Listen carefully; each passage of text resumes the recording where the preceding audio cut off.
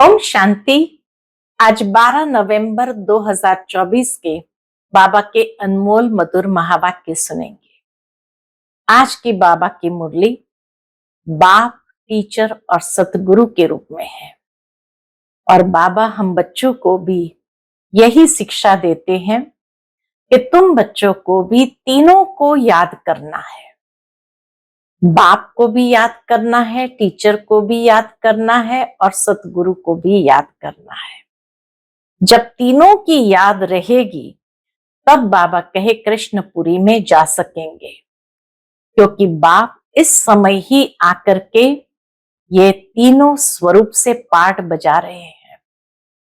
तो बाबा कहे जब तीनों के छत्र छाया में रहेंगे तो माया के तूफान तुम्हें कभी हरा नहीं सकते हैं।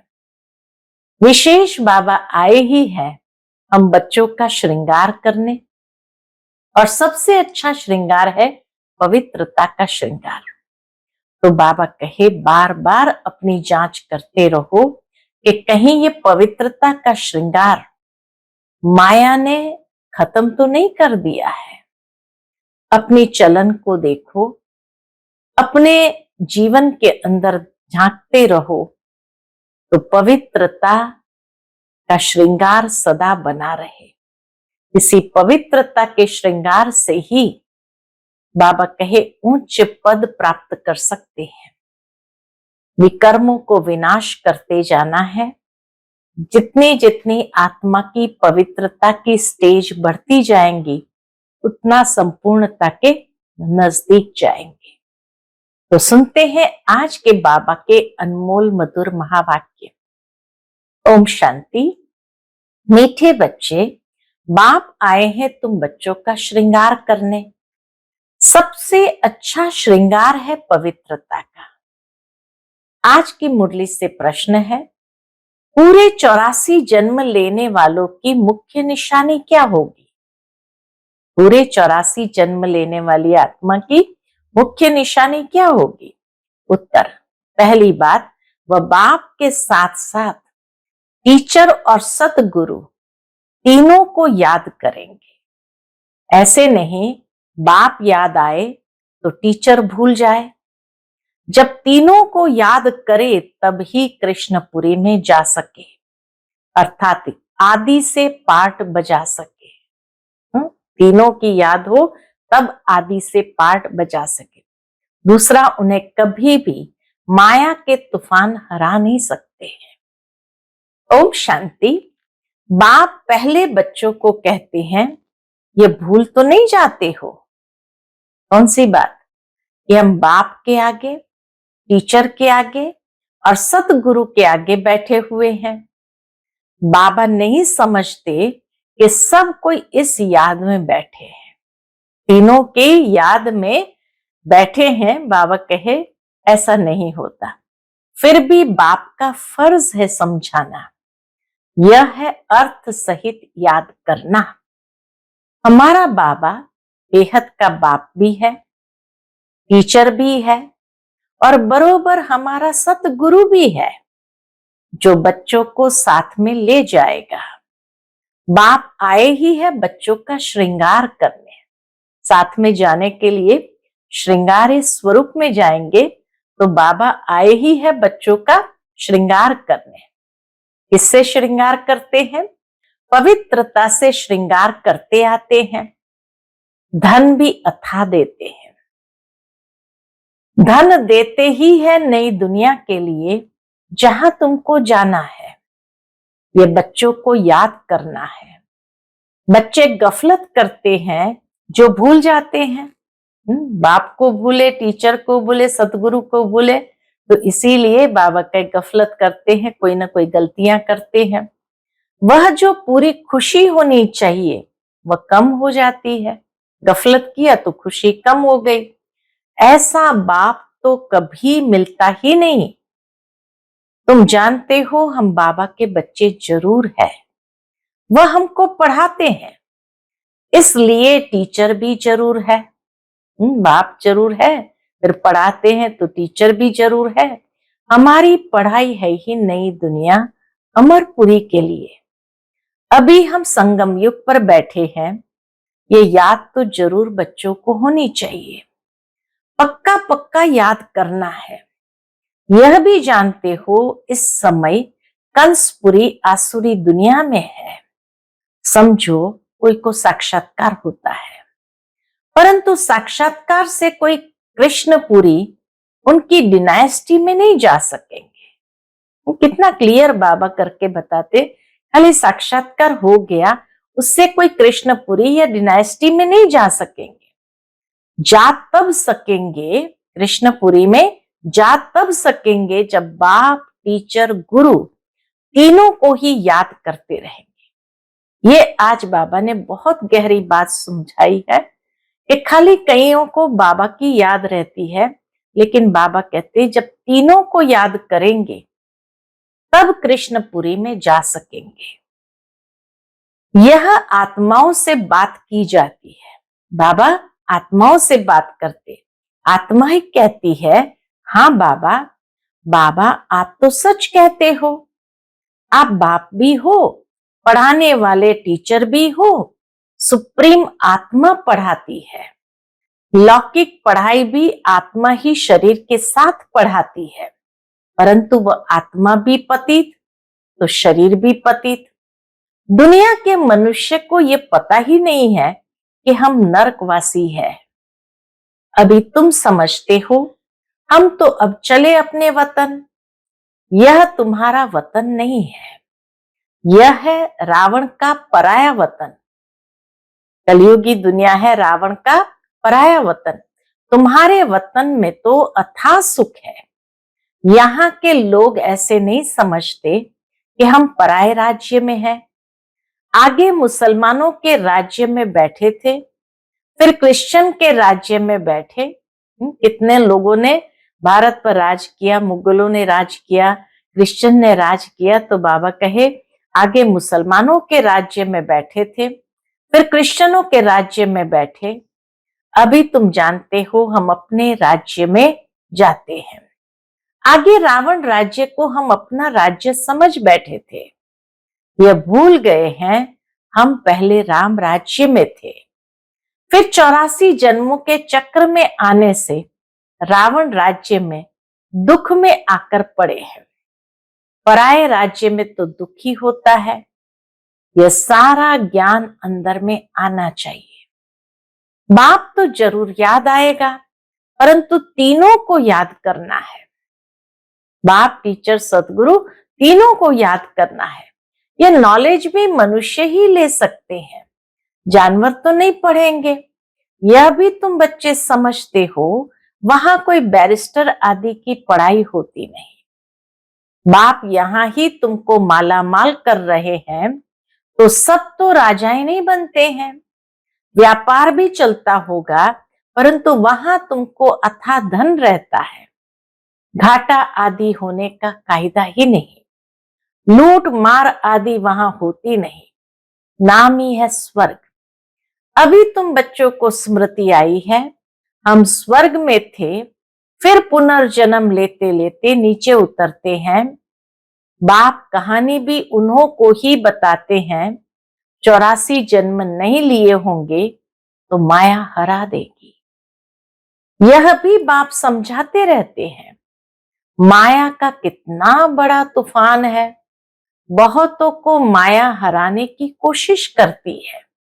आगे चल तुम बहुत देखेंगे, सुनेंगे कैसे कैसे माया हराती है। बाप के पास सबके चित्र होते तो तुमको वंडर दिखाते, ये फलाना इतना दिन आया, बाप का बना, फिर माया खा गई, मर गया, माया के साथ जा मिला। यहाँ इस समय कोई शरीर छोड़ते हैं तो इसी दुनिया में आकर जन्म लेते हैं। तुम शरीर छोड़ेंगे तो बाबा के साथ बेहद घर में जाएंगे। वहां बाबा, मम्मा, बच्चे सब है ना। परिवार ऐसे ही होता है। बाबा, मम्मा, बच्चे सब है, परिवार उसी को कहा जाता। तो परिवार ऐसा ही होता है। मूल वतन में बाप और भाई भाई है, वहां परिवार नहीं है और कोई संबंध नहीं। यहाँ बाप और भाई बहन है, फिर वृद्धि को पाते हैं। चाचा मामा आदि बहुत संबंध हो जाते हैं। इस संगम पर तुम प्रजापिता ब्रह्मा के बनते हो तो भाई बहन हो। शिव बाबा को याद करते हो तो भाई भाई हो। ये सब बातें अच्छी रीति याद करनी है। बहुत बच्चे भूल जाते हैं। बाप तो समझाते रहते हैं। बाप का फर्ज है बच्चों को सिर पर उठाना। तब तो नमस्ते नमस्ते करते रहते हैं। अर्थ भी समझाते हैं। भक्ति करने वाले साधु संत आदि कोई तुमको जीवन मुक्ति का रास्ता नहीं बताते। वह मुक्ति के लिए ही पुरुषार्थ करते रहते हैं। वह जीवन मुक्ति का रास्ता कभी नहीं बताते। वह है ही निवृत्ति मार्ग वाले। वह राजयोग कैसे सिखलाएंगे? राजयोग है ही प्रवृत्ति मार्ग का। प्रजापिता ब्रह्मा को 4 भुजाएं देते हैं तो प्रवृत्ति मार्ग हुआ ना। यहाँ बाप ने इनको एडॉप्ट किया तो नाम रखा है ब्रह्मा और सरस्वती। ड्रामा में नूंद देखो कैसी है। वानप्रस्थ अवस्था में ही मनुष्य गुरु करते हैं। 60 वर्ष के बाद, इसमें भी 60 वर्ष के बाद बाप ने प्रवेश किया तो बाप टीचर गुरु बन गए। अभी तो कायदे भी बिगड़ गए हैं। दुनिया के कायदे भी बिगड़ गए हैं। छोटे बच्चे को भी गुरु करा देते हैं। यह तो है ही निराकार। तुम्हारी आत्मा का ये बाप भी बनते, टीचर सतगुरु भी बनते हैं। निराकारी दुनिया को कहा जाता है आत्माओं की दुनिया। ऐसे तो नहीं कहेंगे दुनिया ही नहीं है। शांति धाम कहा जाता है, वहां आत्माएं रहती है। अगर कहे परमात्मा का नाम रूप देश काल नहीं तो बच्चे फिर कहां से आएंगे? तुम बच्चे अब समझते हो यह वर्ल्ड की हिस्ट्री ज्योग्राफी कैसे रिपीट होती है। हिस्ट्री चैतन्य की होती है, ज्योग्राफी तो जड़ वस्तु की है। हिस्ट्री चैतन्य की होती है, ज्योग्राफी जड़ वस्तु की होती है। तुम्हारी आत्मा जानती है हम कहां तक राज्य करते हैं। हिस्ट्री गाई जाती है जिसको कहानी कहा जाता है। ज्योग्राफी देश की होती है। चैतन्य ने राज्य किया, जड़ तो राज्य नहीं करेंगे। कितने समय से फलाने का राज्य था। क्रिश्चियन ने भारत पर कब से कब तक राज्य किया, तो इस वर्ल्ड की हिस्ट्री ज्योग्राफी को कोई जानते ही नहीं। कहते हैं सतयुग को तो लाखों वर्ष हुए। उसमें कौन राज्य करके गए, कितना समय राज्य किया, ये कोई नहीं जानता। इसको कहा जाता है हिस्ट्री। आत्मा चैतन्य, शरीर जड़ है। सारा खेल ही जड़ और चैतन्य का है। मनुष्य जीवन ही उत्तम गाया जाता है। आदमशुमारी भी मनुष्य की गिनी जाती है। पॉपुलेशन भी मनुष्य का ही गिना जाता है। जानवरों की तो कोई गिनती कर भी ना सके। सारा खेल तुम्हारे पर है। हिस्ट्री ज्योग्राफी भी तुम सुनते हो।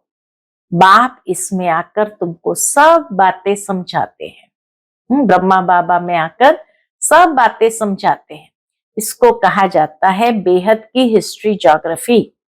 यह नॉलेज न होने कारण तुम कितने बेसमझ बन पड़े हो।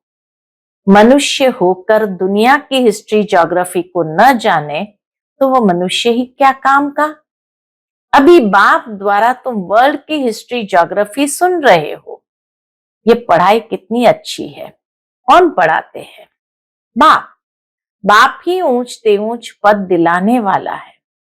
इन लक्ष्मी नारायण का और जो इन्हों के साथ स्वर्ग में रहते हैं उन्हों का ऊंच ते ऊंच पद है ना। वहां बैरिस्ट्री आदि तो करते नहीं। वहां तो सिर्फ सीखना है। हुनर न सीखे तो मकान आदि कैसे बने। एक दो को हुनर सिखलाते हैं, नहीं तो इतने मकान आदि कौन बनाएंगे। आपे तो नहीं बन जाएंगे, बनाना तो पड़ेगा महल आदि भी। यह सब राज अभी तुम बच्चों की बुद्धि में भी नंबरवार पुरुषार्थ अनुसार रहते हैं। तुम जानते हो ये चक्र फिरता रहता है। इतना समय हम राज्य करते थे, फिर रावण के राज्य में आते हैं।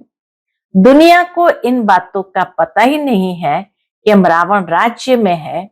कहते हैं हमको बाबा रावण के राज्य से लिबरेट करो। भारतवासियों ने क्रिश्चियन राज्य से अपने को लिबरेट किया। अब फिर कहते गॉड फादर हमको लिबरेट करो। स्मृति आती है ना, कोई भी यह नहीं जानते कि ऐसा क्यों कहते हैं। लिबरेट करो किससे, कहां जाना है। अभी तुमने समझा है सारे सृष्टि पर ही रावण राज्य है। सब कहते हैं राम राज्य चाहिए, तो लिबरेट कौन करेगा? रावण राज्य से लिबरेट कौन करेगा? समझते हैं गॉड फादर लिबरेट कर गाइड बन ले जाएंगे। भारतवासियों को इतना अकल नहीं है। यह तो बिल्कुल तमो प्रधान है। वह न इतना दुख उठाते हैं न इतना सुख ही पाते हैं। भारतवासी सबसे सुखी बनते हैं तो दुखी भी बने हैं। भारतवासी सबसे सुखी बनते हैं तो दुखी भी बने हैं। हिसाब है ना। अभी कितना दुख है। जो रिलीजियस माइंडेड है वह याद करते हैं, ओ गॉड फादर लिबरेटर, तुम्हारी भी दिल में है बाबा आकर हमारे दुख हरो और सुख धाम ले चलो। वह कहते शांति धाम ले चलो। निवृत्ति मार्ग वाले कहते शांति धाम ले चलो। तुम कहेंगे शांति धाम और सुख धाम ले चलो। अब बाप आया हुआ है तो बहुत खुशी होनी चाहिए। भक्ति मार्ग में कनरस कितना है, उनमें रियल बात कुछ भी है नहीं, एकदम आटे में नमक है। चंडिका देवी का भी मेला लगता है। अब चंडियों का भी फिर मेला क्यों लगता है? बाबा के चंडियों का मेला क्यों लगता है? चंडी किसको कहा जाता है? बाबा ने बताया है चंडाल का जन्म भी यहाँ ही लेते हैं। यहाँ रहकर खा पी कर कुछ देकर फिर कहते हैं हमने जो दिया वो हमको दो। हम नहीं मानते, संशय पड़ जाता है तो वह क्या जाकर बनेंगे। ऐसी चंडिका का भी मेला लगता है। फिर भी सतयुगी तो बनते हैं ना। कुछ समय भी मददगार बने तो स्वर्ग में आ गए। वह भक्त लोग तो जानते नहीं, ज्ञान तो कोई के पास है नहीं। वह चित्र वाली गीता है, कितना पैसा कमाते हैं। चित्रों वाली गीता है, कितना पैसा कमाते हैं। आजकल चित्रों पर तो सब आशिक होते हैं, उसको आर्ट समझते हैं। मनुष्य को क्या पता देवताओं के चित्र कैसे होते हैं, नावा के उनको पता ही नहीं है। तुम असल में कितने फर्स्ट क्लास थे, फिर क्या बन गए हो? वहां कोई अंधा काना आदि होता ही नहीं। स्वर्ग में हर कोई संपूर्ण स्वरूप में। देवताओं की नेचुरल शोभा होती है, वहां नेचुरल ब्यूटी होती है। तो बाप भी सब समझाकर फिर कहते हैं बच्चे बाप को याद करो। बाप बाप भी है, टीचर सतगुरु भी है। तीनों रूप में याद करो तो तीनों वर्ष से मिलेंगे। तीनों रूप में याद करो तो तीनों वर्ष से मिलेंगे। पिछाड़ी वाले तीनों रूप में याद कर नहीं सकेंगे, फिर मुक्ति में चले जाएंगे। बाबा ने समझाया है सूक्ष्म वतन आदि में जो कुछ देखते हो यह तो सब है साक्षात्कार की बातें। बाकी हिस्ट्री ज्योग्राफी सारी यहाँ की है। इनकी आयु का किसको पता नहीं है। अभी तुम बच्चों को बाप ने समझाया है, तुम फिर कोई को भी समझा सकते हो। पहले पहले तो बाप का परिचय देना है। वह बेहद का बाप है, सुप्रीम। लौकिक बाप को परमात्मा वह सुप्रीम आत्मा कभी नहीं कहा जाता है। सुप्रीम तो एक ही है जिसको भगवान कहा जाता है। वह नॉलेजफुल है तो तुमको नॉलेज सिखलाते हैं। ये ईश्वरीय नॉलेज है सोर्स ऑफ इनकम। बाबा कहे ये ईश्वरीय नॉलेज है सोर्स ऑफ इनकम। नॉलेज भी उत्तम मध्यम कनिष्ठ होती है ना। बाप है ऊंचते ऊंच तो पढ़ाई भी ऊंचते ऊंच है, मर्तबा भी ऊंच है। हिस्ट्री ज्योग्राफी तो झट जान जाते हैं, बाकी याद की यात्रा में युद्ध चलती है। इसमें तुम हारते हो तो नॉलेज में भी तुम हारते हो। इसमें हारते हैं तो नॉलेज में भी हारते। इसमें माना याद की यात्रा में हार कर भागंती हो जाते हैं तो नॉलेज में भी भागंती हो जाते हैं। फिर जैसे थे वैसे बन जाते हैं और ही उनसे भी बदतर। बाप के आगे चलन से देह अभिमान झट प्रसिद्ध हो जाता है। बाबा के आगे कोई आते हैं चलन से, बाबा कहे देह अभिमान झट प्रसिद्ध हो जाता है। ब्राह्मणों की माला भी है, परंतु कईयों को पता नहीं है कि हम कैसे नंबरवार यहाँ बैठे। देह अभिमान है ना। निश्चय वाले को जरूर अपार खुशी होगी। इसको निश्चय है हम ये शरीर छोड़कर प्रिंस बनूंगा। बाबा पूछते हैं इसको निश्चय है कि हम ये शरीर छोड़ करके प्रिंस बनूंगा। तो सबने हाथ उठाया। बच्चों को इतनी खुशी रहती है। तुम सब में तो पूरे दैवी गुण होने चाहिए, जबकि निश्चय है निश्चय बुद्धि माना विजय माला में पिरोवंती। निश्चय बुद्धि माना विजय माला में पिरोवंती, माना शहजादा बनंती। एक दिन जरूर आएगा जो फॉरेनर सबसे जास्ती आबू में आएंगे। देखो बाबा की भविष्यवाणी उस समय कि एक दिन जरूर आएगा जो फॉरेनर सबसे जास्ती आबू में आएंगे और सब तीर्थ यात्रा आदि छोड़ देंगे। वह चाहते हैं भारत का राजयोग सीखे। कौन है जिसने पैराडाइज स्थापन किया? पुरुषार्थ किया जाता है। कल्प पहले यह हुआ होगा तो जरूर म्यूजियम बन जाएगा। समझाना है ऐसी प्रदर्शनी हमेशा के लिए लगाने चाहते हैं। बाबा कहे समझाना है कि ऐसी प्रदर्शनी हमेशा के लिए लगाना चाहते हैं।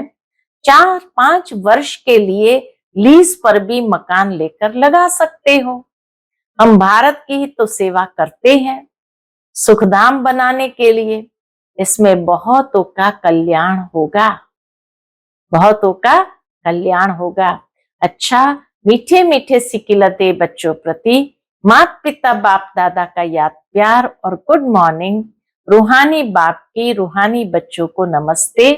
हम सभी रूहानी बच्चों की रूहानी माता पिता बाप दादा को याद प्यार गुड मॉर्निंग और नमस्ते नमस्ते। शुक्रिया बाबा, शुक्रिया। धारणा के लिए मुख्य सार है। पहली पॉइंट, अपार खुशी में रहने के लिए सदा स्मृति रहे कि स्वयं बाप हमारा श्रृंगार कर रहे हैं। वह हमें अथाह धन देते हैं। हम नई दुनिया अमरपुरी के लिए पढ़ रहे हैं। दूसरी पॉइंट, विजय माला में पिरोने के लिए निश्चय बुद्धि बन दैवी गुण धारण करने हैं। जो दिया उसे वापस लेने का संकल्प भी कभी न आए। संशय बुद्धि बन अपना पद नहीं गंवाना है। आज का बाप दादा का मधुर वरदान हम बच्चों के प्रति है। क्रोधी आत्मा को रहम के शीतल जल द्वारा गुणदान देने वाले वरदानी आत्मा भव। क्रोधी आत्मा को रहम के शीतल जल द्वारा गुणदान देने वाले वरदानी आत्मा भव। आपके सामने कोई क्रोध अग्नि में जलता हुआ आए, आपको गाली दे, निंदा करे, तो ऐसी आत्मा को भी अपनी शुभ भावना शुभ कामना द्वारा वृत्ति द्वारा स्थिति द्वारा गुणदान या सहनशीलता की शक्ति का वरदान दो। क्रोधी आत्मा परवश है, ऐसी परवश आत्मा को रहम के शीतल जल द्वारा शांत कर दो। यह आप वरदानी आत्मा का कर्तव्य है। चैतन्य में जब आप में ऐसे संस्कार भरे हैं, तब तो जड़ चित्रों द्वारा भक्तों को वरदान मिलते हैं। आज का स्लोगन है, याद द्वारा सर्व शक्तियों का खजाना अनुभव करने वाले ही शक्ति संपन्न बनते हो। याद द्वारा सर्व शक्तियों का खजाना अनुभव करने वाले ही शक्ति संपन्न बनते हो। अच्छा, ओम शांति।